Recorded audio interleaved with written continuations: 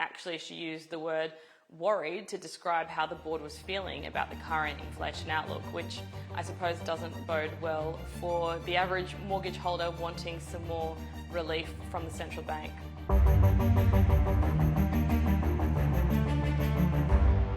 What were your key takeaways from Michele Bullock's press conference?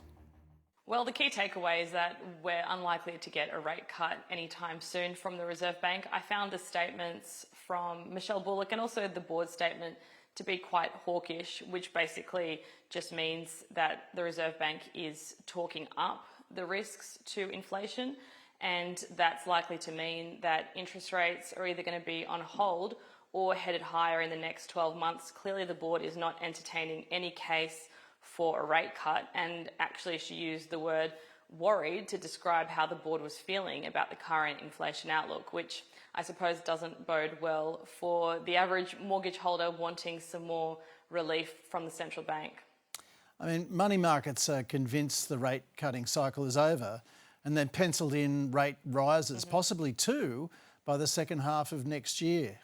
Well, money markets are pretty fickle, I'd say. They move around extremely quickly, and that pricing doesn't necessarily reflect that we will get a rate hike with any certainty. I do think that the trend in money markets is quite important. So the fact that they've taken out any chance of a rate cut and now have this profile for rate hikes is something to take into account. But I'm not necessarily hanging my hat on what financial markets are telling us what's going to happen with the RBA.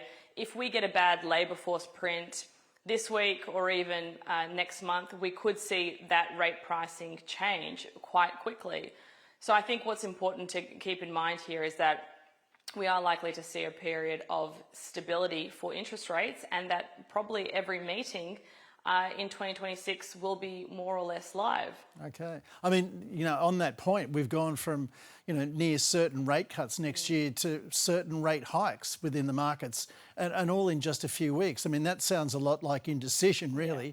I mean, do you think the situation could change again? Well, in my eyes and in the view of AMP, we see the risks to the economy to the downside in 2026. And that really, I think, hangs on this expectation that the labour market is likely to weaken a bit further, which then has implications for inflation. So we see the unemployment rate running at around 4.5%, even a little bit above that, so a tad higher than the RBA's forecast. That means softer wages growth, and then that flows through to services inflation. So that's, I suppose, where we differ in our view for what's likely to happen to the economy in the new year. I guess this uncertainty that markets have around, is it going to be a rate hike, is it going to be a cut, just shows you how sensitive the central bank is going to be to any incoming data that we get, particularly the labour market and inflation. I guess not too dissimilar to what we're seeing from countries like the US. The Federal Reserve there is also being extremely data dependent, but I think that for the RBA's case, they're even more so compared to the Fed right now. I mean, the US Federal Reserve is meeting as we speak, and there's almost no doubt that they'll cut rates, So how come? I mean, the Australian and American economies aren't that far apart, are they?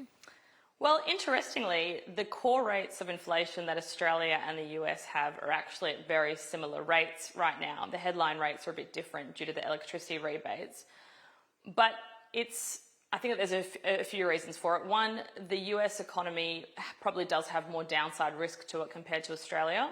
And that's because the labour market has unravelled a bit quicker in the US. The US unemployment rate is above where it was before COVID, whereas in Australia we've still got a very low unemployment rate relative to history. The US actually still has high wages growth compared to Australia, which I think is also another interesting point. But it's this concern that US economic growth is likely to slow more in 2026, whereas in Australia, we're likely to be in for a period where private economic growth is probably going to be a bit stronger in the new year. Maybe the public sector is going to be a bit weaker. So I think it's basically this fundamental difference around where the balance of risks lie in Australia versus the US. And the Fed wants to ensure any downside risk by cutting interest rates. As well as that, the RBA more recently has been quite adamant that they are targeting 2.5% inflation, not 3%, the top end of their target, not anywhere just over 2.5%. It has to be at that midpoint, which is a new strategy under the governance of Michele Bullock, whereas I think the Fed is more comfortable if inflation is running at 3%. Diana Mousina, thanks very much for joining the business. Thanks, Ian.